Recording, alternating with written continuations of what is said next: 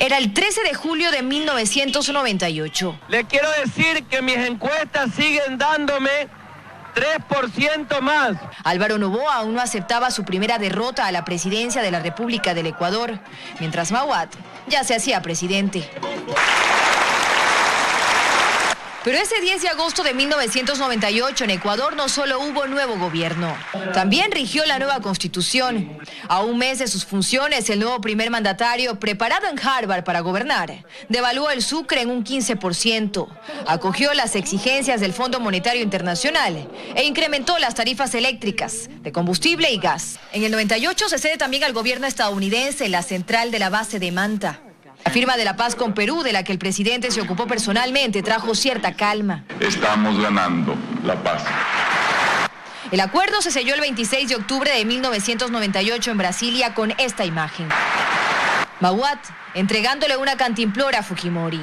Quizá pensando que por este momento de la historia iban a ser recordados, sin saber el complicado destino político que tendrían ambos.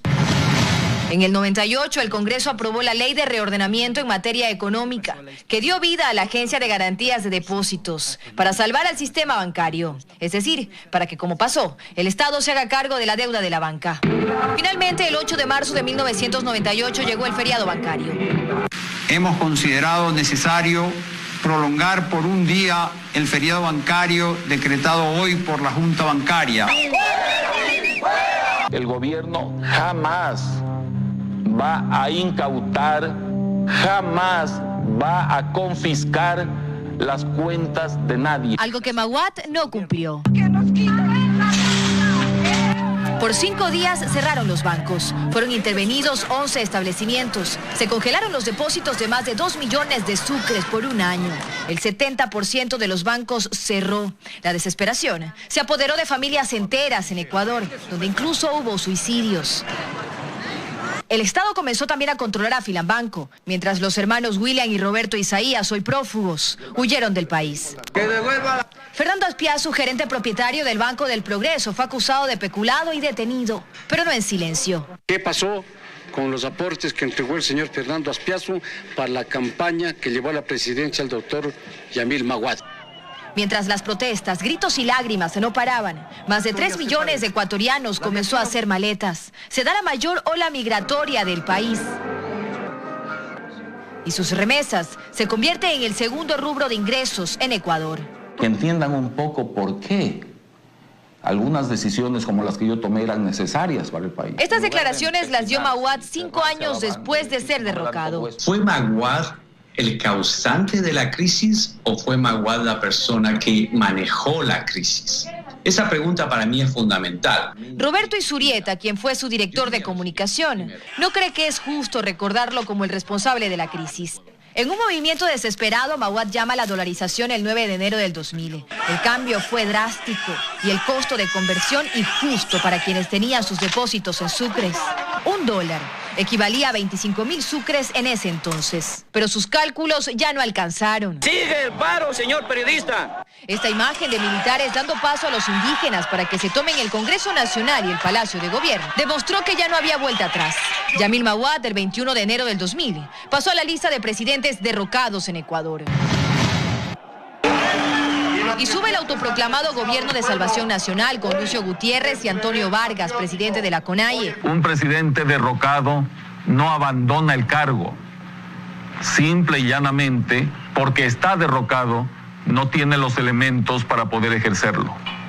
Y esa es la verdad. Y fue el general Carlos Moncayo, hermano de Paco Moncayo, quien fue a decirle la clásica frase al presidente Yamil Mahuad: las Fuerzas Armadas le quitan el respaldo, señor presidente Yamil Mahuad. Y en ese momento se cayó el presidente Yamil Mahuad, no fuimos nosotros. Esa noche hay triunvirato en Ecuador, pero después, el vicepresidente Gustavo Noboa asume el cargo.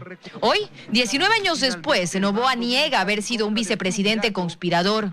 Se declara inocente también del feriado bancario y de la dolarización. Yo me sentí lastimado, pero agradecí a Dios no haber conocido nada. ¿Sabe por qué? Porque no fui cómplice. Y esa es mi felicidad más grande. Sin embargo, mantuvo las medidas económicas de Maguad. Gustavo Noboa logró la renegociación de la deuda externa, pero aumentó las tarifas de transporte público. Se hablaba incluso de un aumento del IVA que finalmente no se dio. La presión por parte de movimientos indígenas fue más fuerte. Gustavo Noboa también intentó privatizar las compañías telefónicas y eléctricas, pero pese a la presión económica y por la presión social, esto no se dio. Hoy se alegra, ¿por qué?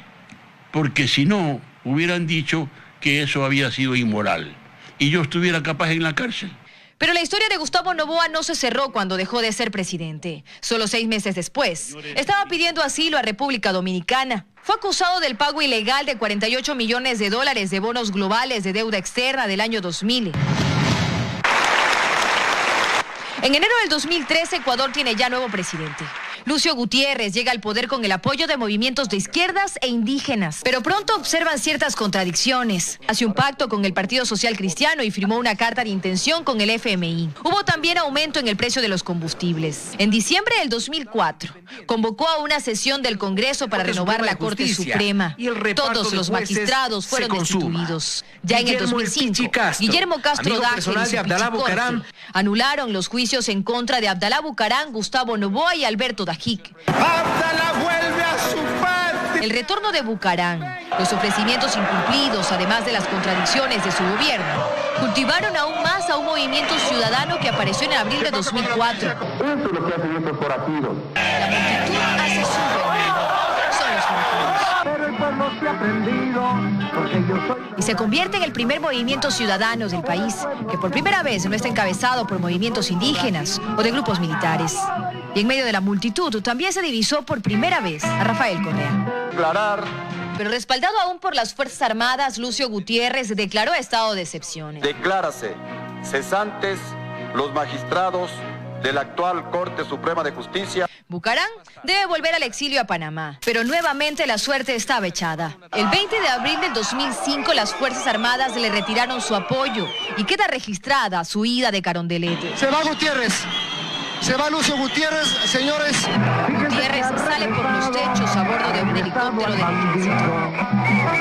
Mientras, en Ciespal, el Congreso Nacional comenzaba a escribir la otra parte de la historia. Dayana Monroy, 24 horas.